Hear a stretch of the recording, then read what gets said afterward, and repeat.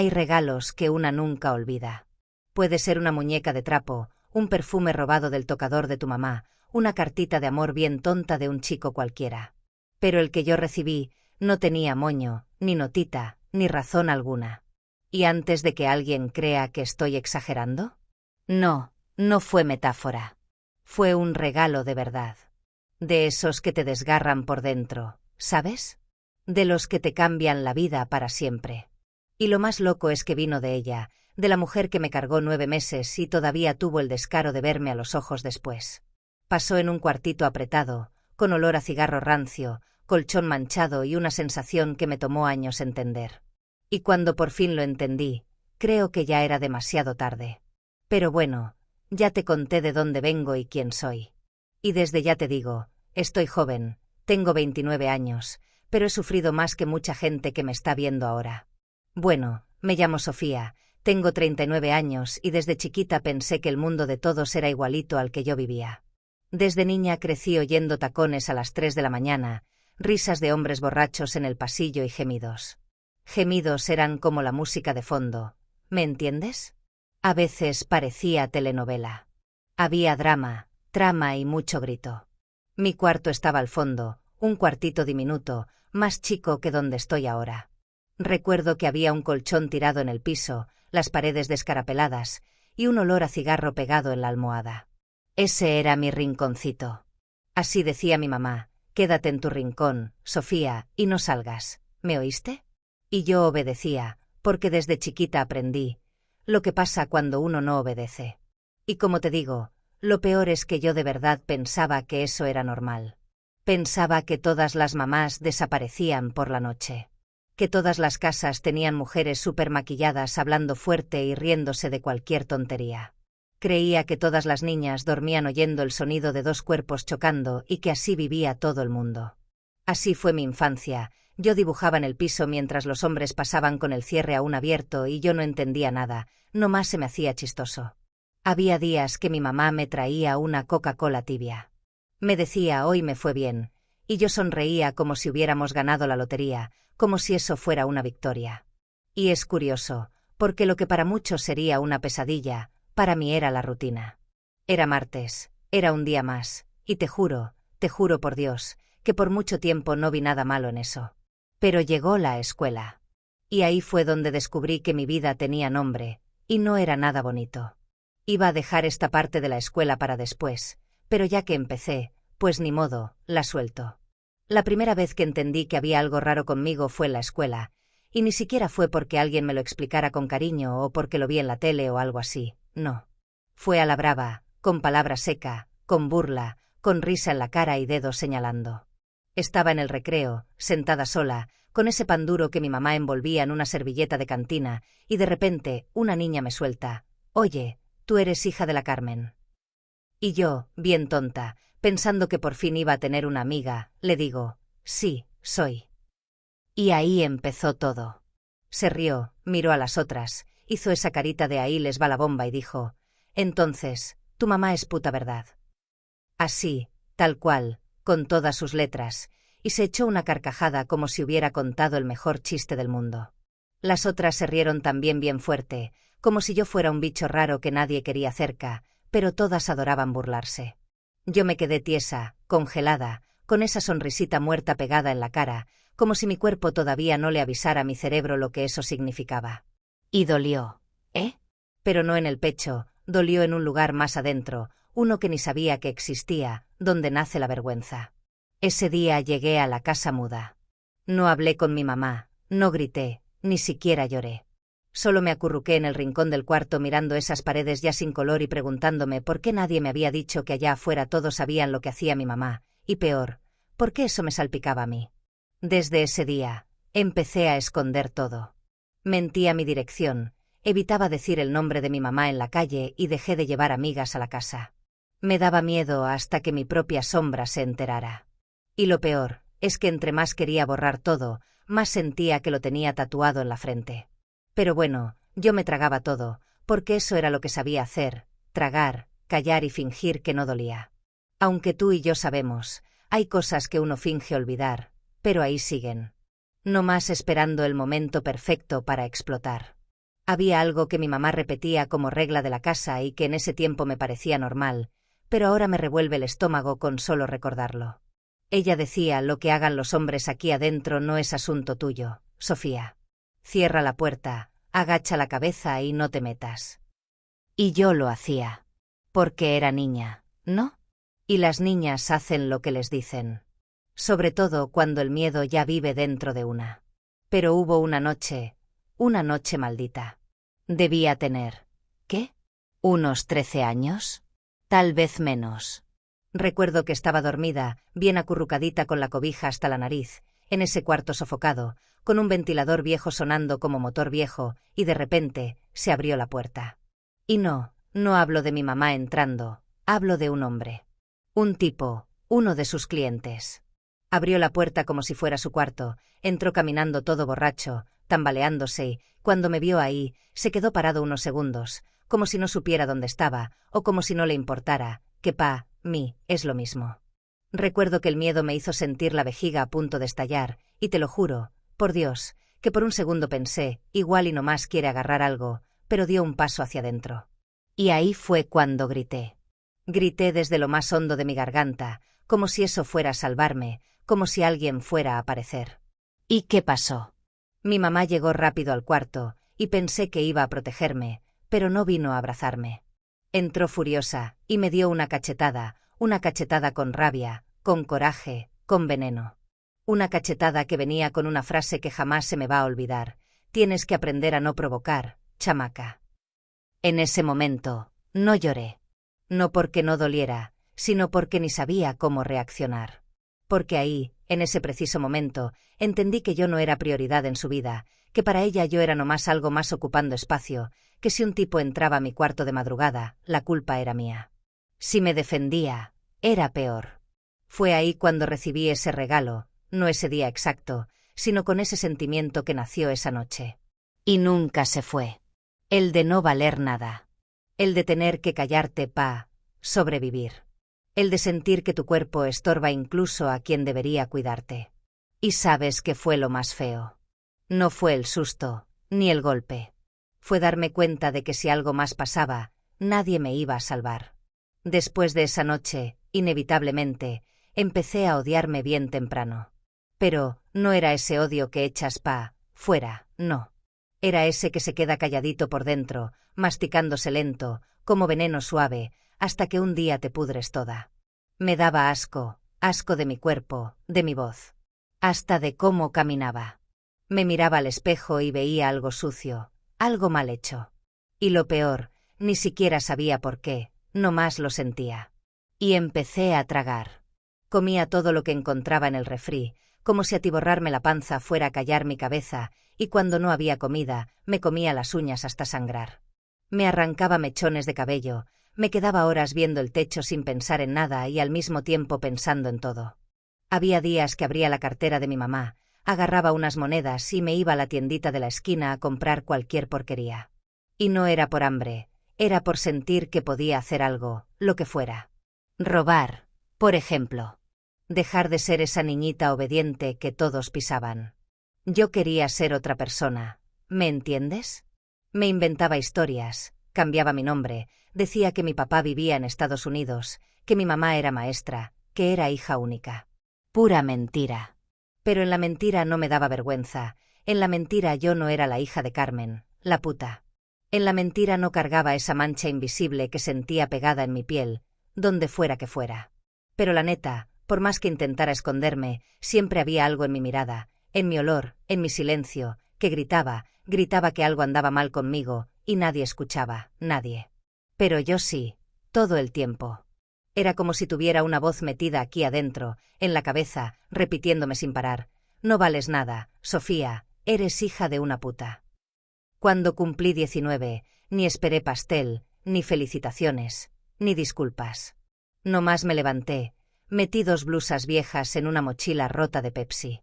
Agarré 800 pesos que tenía escondidos en la funda de la almohada y me largué sin mirar atrás. ¿Qué mirar atrás? Si todo lo que viví era un pasado que solo pesaba.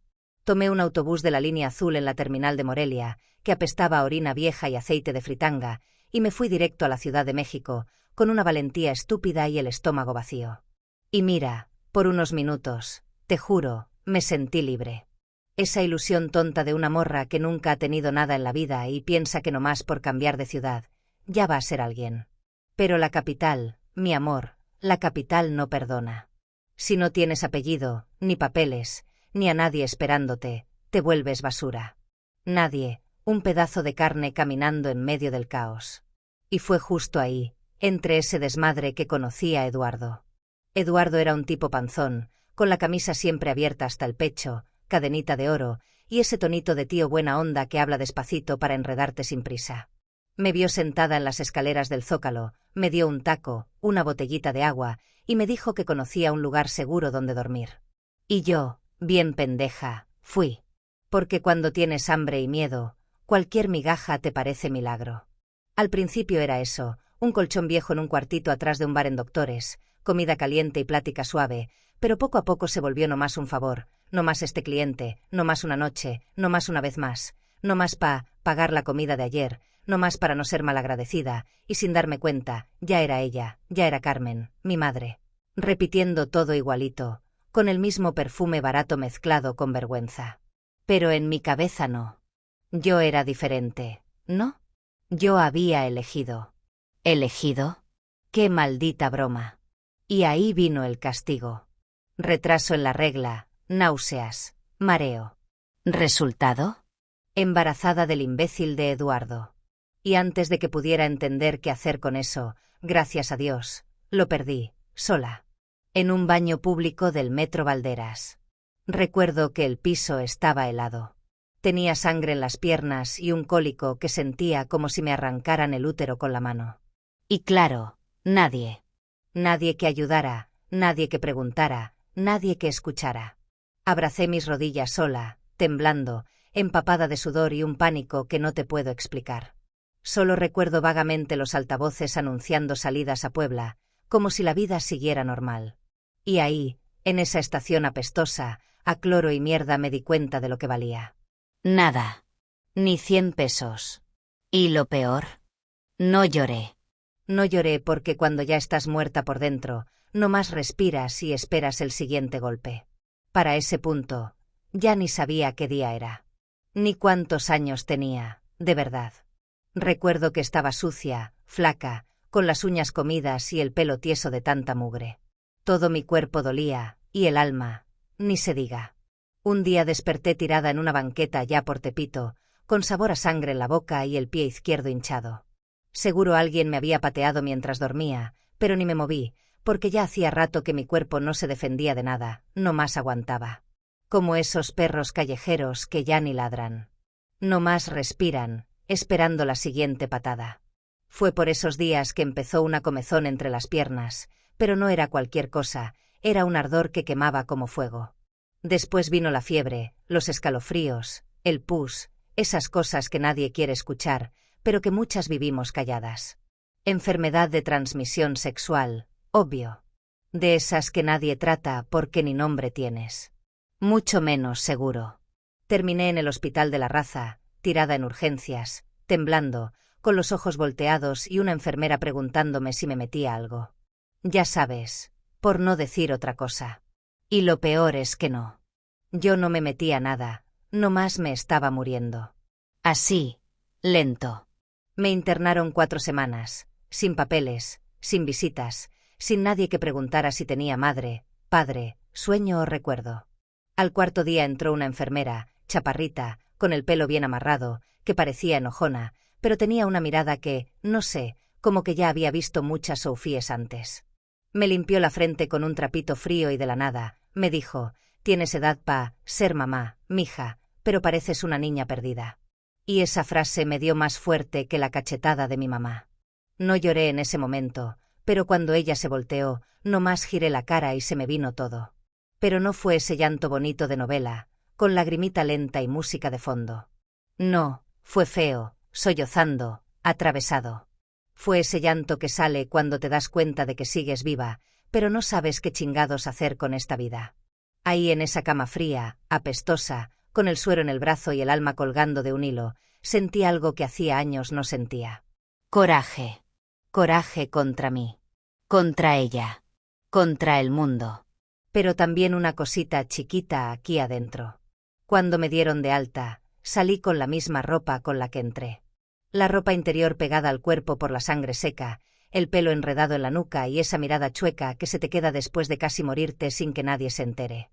Lo único que me dieron fue un papelito con la dirección de un refugio y una comida fría que la cocinera me pasó con lástima.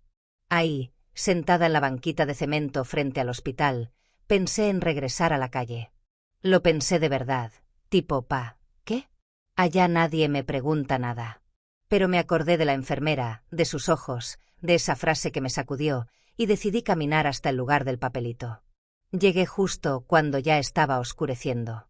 El olor a cloro me picó la nariz, había camas de fierro pegaditas una a la otra, un ventilador que hacía más ruido que aire, y un montón de mujeres con la misma mirada que la mía, cansada, desconfiada, como diciendo «¿Y tú qué quieres saber de mi vida?». Y me metí ahí, calladita, comiendo lo que había, fingiendo que no me moría de vergüenza por existir. La señora que cuidaba el refugio se llamaba Doña Isabel. No hablaba mucho, pero tampoco le hacía falta. Me vio de arriba abajo y me soltó, «¿Sabes limpiar ventanas?». Y yo en automático contesté, «Si me das el trapo, te limpio hasta el cielo». Así empezó, primero ventanas, luego baños, después cocina, y a cambio, me daban lo básico. Arroz, frijoles, jabón y un colchón solo para mí, que en ese momento era más lujo que cualquier hotel. Pasaron semanas, quizá meses, ya ni sé. Y un día, una mujer del refugio me invitó a un taller, allá por la Roma Norte, donde enseñaban a hacer bisutería, y yo fui. No porque soñara con hacer collares, sino porque prefería eso a quedarme mirando la pared y pensar en todo lo que había perdido. Al principio ni sabía doblar un alambre, la mano me temblaba, me desesperaba, quería tirar todo y largarme. Pero con el tiempo, le fui agarrando el modo. Y créelo o no, la primera cosa que hice bien fue un brazalete con cuentas azules y una mariposa chueca en medio. Lo vi y pensé, está bien feo, pero es mi feo, así que está bien. Y ahí, en esa salita caliente, con herramientas viejas y mujeres contando sus historias mientras creaban, escuché la primera risa real después de años. Y un día, sin querer, se me salió. Mi mamá era prostituta, y yo también lo fui. Y nadie me miró raro, nadie se paró, nadie señaló. Al contrario, una de ellas me tocó la pierna, suavecito, y dijo, «Pues ya no, mija». Y en ese momento, por primera vez, no sentí vergüenza, ni culpa, no me sentí sucia, sentí un alivio. Un alivio del alma. La última vez que vi a mi mamá fue por obligación, no por cariño. Yo ya estaba en el taller, hacía meses que mi cabeza no gritaba tanto, y hasta podía dormir sin despertarme a cada rato. Y un día, una mujer del refugio llegó con esa voz seca, sin emoción, y soltó, «Sofía, tu mamá está en el hospital, al parecer está grave». Así, sin drama. Y lo único que me salió decir fue, «Está bien». Ni pregunté dónde, ni cuándo, ni por qué, nomás está bien. Porque en el fondo, yo ya la había enterrado hacía mucho. Pero fui, no por amor, ni por culpa, sino porque necesitaba verla una última vez, ver con mis propios ojos si quedaba algo dentro de ella, lo que fuera, que se pareciera tantito a amor. Cuando entré al cuarto, ni se parecía a ella, tenía la piel blanca como papel, los ojos hundidos, el pelo blanco regado por la almohada, oxígeno en la nariz y ese pitidito de la máquina sonando cada tanto como si la muerte estuviera avisando que ya venía. Volteó la cara con esfuerzo cuando me vio. Y fue ahí que entendí, aún se acordaba de mí. ¿No hubo abrazo? No hubo escena, no me dijo perdóname, hija como en las películas, no hubo lágrima de fondo ni musiquita triste, lo único que hubo fue una frase, una sola, suave, atorada, pero que me cortó más que cualquier navaja. Yo hice lo que pude, hija, nunca supe hacerlo diferente. Y yo, que había ensayado 1000 discursos, 1000 insultos, 1000 cachetadas, me quedé ahí. Tiesa, con la bolsa en las piernas, el corazón latiendo fuerte, pero el cuerpo sin moverse, porque en ese instante entendí que ella no me iba a pedir perdón, porque para ella no se había equivocado. Ella solo había sobrevivido. Nos miramos unos segundos, que parecieron toda una vida, y por primera vez en muchos años, no sentí coraje, no voy a mentir, tampoco sentí amor, no me hago ilusiones. Pero sentí algo, una especie de reconocimiento, como si por fin me estuviera viendo, no como su hija, sino como una mujer, como alguien que también había caminado por el mismo infierno y seguía de pie. Al día siguiente, se murió, sola, sin testamento, sin carta, solo una nota de la trabajadora social confirmando la hora del deceso. Y yo, salí del hospital con la misma ropa de siempre, caminando despacio, sin una sola lágrima, con el corazón latiendo raro. Confieso que me sentía ligera. Cuando mi mamá murió, pensé que al quitarme esa rabia de la garganta, por fin iba a vivir en paz. Porque era ella la que me pesaba. Era su sombra la que me hacía levantarme todos los días, como queriendo demostrar algo que ni siquiera sabía qué era. Y cuando se fue, me quedé viendo el techo y pensé, ¿y ahora qué? Pero no duró mucho, porque a los pocos días, estaba limpiando las mesas del taller y pasó una chavita, con el ojo morado y el pelo todo mal cortado. Se notaba a leguas que venía huyendo de algún lugar donde la chinga era rutina. Se paró en la puerta, toda tímida, sin saber si podía pasar, y yo nomás la vi y le dije, «Pásale, aquí nadie pregunta de dónde vienes». Y ahí lo entendí. Entendí que yo ya no podía quedarme callada, porque lo que mi mamá me dejó, eso que yo recibí maldito, ese pinche fardo que me siguió por años, eso no podía morirse conmigo. Si yo lo enterraba en silencio, era como aceptar, y yo no acepto, ya no. Así nació Mujeres de Esperanza, nombre fuerte, ¿no? Pues lo hice a propósito, para incomodar, para picar, para que nadie finja que no ve. Es un proyecto chiquito. Una sala rentada en un centro comunitario, con máquinas de coser, ronda de mujeres y café recalentado. Pero ahí pasa algo que ningún hospital cura. Ahí una mujer se mira al espejo y ve que sigue viva. Una niña escucha que no es lo que le hicieron. Una abuela por fin suelta lo que se tragó toda la vida. Y sí, lloramos, pero no de lástima. Lloramos de rabia, de memoria, de reconstrucción. Yo cuento mi historia cada vez que llega un nuevo grupo, no me salto nada, no suavizo nada, cuento lo de la estación, lo del sangrado, la cachetada de mi mamá, el tipo entrando a mi cuarto, todo. Y cada vez que lo cuento, recuerdo que no estoy sola, que hay un montón de mujeres con la voz atrapada en el estómago, esperando quién sabe qué. Hoy yo soy esa voz. Porque lo que mi madre me dejó fue dolor, fue vergüenza, fue silencio. Pero lo que yo le devuelvo al mundo es conciencia. Esa fue la herencia que, sin querer, mi mamá me dejó. Hoy vivo en un lugar sencillo, aquí mismo en la Ciudad de México. Tengo una cama que es mía, un café que yo preparo cada mañana con gusto y una plantita que se vive muriendo y reviviendo porque se me olvida regarla, igualita a mí, por cierto. Nunca conocí a mi papá, mi mamá decía que era un cliente frecuente. ¿Puedes creerlo? Frecuente. La única constancia que tuve en la vida fue esa broma de mal gusto. Pero ¿sabes qué? Si hoy alguien me pregunta, ¿quién eres tú? Ya no bajo la mirada, ya no invento nombres de colonias elegantes, ya no me trabo. Yo digo, sin parpadear, soy Sofía. Soy hija de Carmen, y aunque lo que ella me dio fue un regalo envenenado, yo lo abrí. Me lo tragué. Sobreviví. Y ahora, devuelvo lo que quedó. Pero lo devuelvo con dignidad. Si llegaste hasta aquí y mi historia te tocó el alma, deja ahí en los comentarios. Ella renació. Y yo lo voy a leer, te voy a responder, y voy a saber que no estoy sola. Gracias. Y besitos.